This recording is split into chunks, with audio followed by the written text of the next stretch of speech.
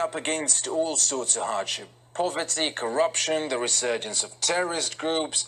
But there's an even more fundamental one: water. About 40% of the country's population, almost 70 million people, live without access to clean water. For the 80,000 people who live here, there's only one borehole for every 60 households. Used to walk miles to fetch water by the river. Now we fetch from this borehole nearby and have time to cook and wash. We only use the water for cooking and laundry. Of course, it's not, we don't drink it, so we had to look for alternatives like packaged water. That's what we drink. Because of how the water system's pipes have decayed, now a quarter of all supplies literally seep through the cracks. 3 major companies have been shortlisted to seize control of Nigeria's water by privatizing it. Healthy competition, or so you'd think, but actually it's a choice between the bad, the ugly, and the really ugly. The first company I'm going to talk about is Weah. It could be known for many things, but it's notorious for just one. It oversaw the quality of water in the U.S. city of Flint, Michigan, which... We all remember the Flint, well, those of us who live in America, even you don't live in America, do your research. We all remember the Flint, Michigan water tragedy that was a mess and a disaster. Now, can you imagine the nation Nigeria with over 180 million people outsourcing or privatizing their water to a company that is known in the U.S. to poison people on purpose, not naively, not innocently, not ignorantly, not through a mistake. It was done on purpose. My question is, the entire continent of Africa, we don't have weathers like those in the U.S. and in the West. That they have winter and snow. We have 2 seasons in Africa, rainy season and dry season. Why are we outsourcing and privatizing water when we have more rain in Africa than probably other parts of the world? So when we have rainy season, which is almost half of the year, the rainwater that comes down during that 6 months or 4 months, if we have people who have ideas and money and resources to invent how to collect the rainwater during the rainy season and sterilize it and provide it to the citizens, where is the brains? Those leading us in Africa, do they have any brains? I mean, who is running Africa? Who are the leaders of the continent of Africa in those individual 53 countries that make up Africa? Who's really ruling us? I wonder. Are those human beings? Are those robots? Are they alive? I mean, like, what is going? This is embarrassing. Outsourcing and privatizing our water. Really? Oh God, help Africa. I don't even know where to start.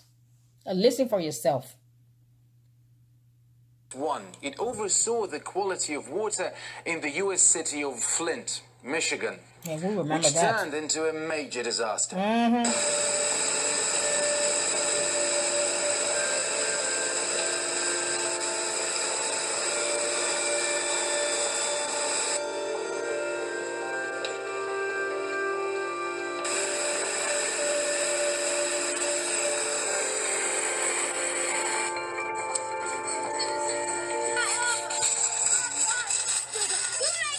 It's fascinating in its own way, but in response, Veolia shrugged it off, saying some are just too sensitive. Competing with it is a company called Abengoa, which took a shot at facilitating water privatization in Bolivia. And let me just show you how that turned out.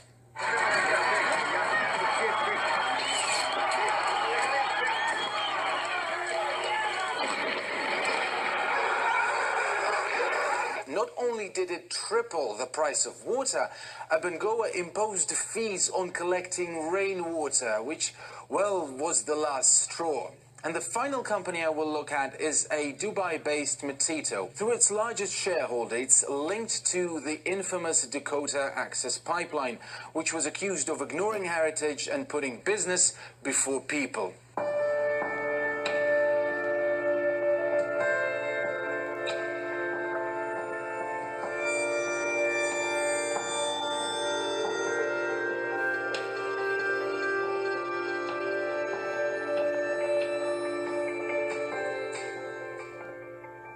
don't stand to lose much when it comes to water supply. It's so scarce, activists have called for a state of emergency. But with business sharks calling the shots, the country's crisis could end up down the drain entirely.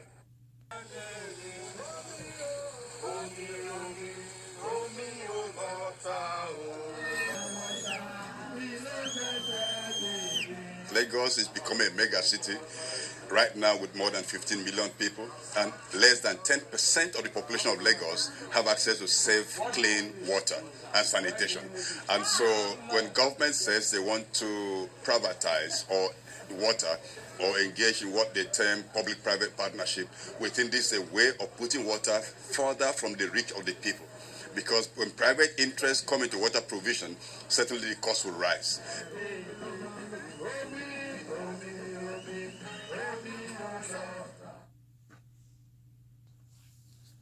Can we believe this? They're going to privatize water. If the government in Nigeria accept this can be something that will become normal practice all over Africa, because they will say, well, you see, it work in Nigeria with over 180 million population. It worked, then it's successful. So therefore, other dumb, ignorant, stupid, blind, gullible, naive leaders in Africa will follow through without doing their own research to find out if privatizing water is at the best interest of the citizens of the nation they are ruling in Africa. Number one. Number two, have we stopped to wonder? All they got to do is take and drop something in that water, and that's it. We'll come out, our skin start itching, or the young women become sterile, or the young men become sterile, or some kind of disease epidemic break out, and we say, oh, look at those Africans. They're just full of diseases. That's another way to kill us easily and simply. I'm just saying. I know people are going to say, oh, you have some conspiracy theories. Listen, we're living in a time in a season where darkness is grossly increasing. So we can no longer bury our head in the Bible or in the sand and pretend that everything is good and we should all hold hands and sing Kumbaya. It's time for us to open our eyes and no longer sit down and allow the government and the politician to privatize something as simple as a basic necessity for survival as water.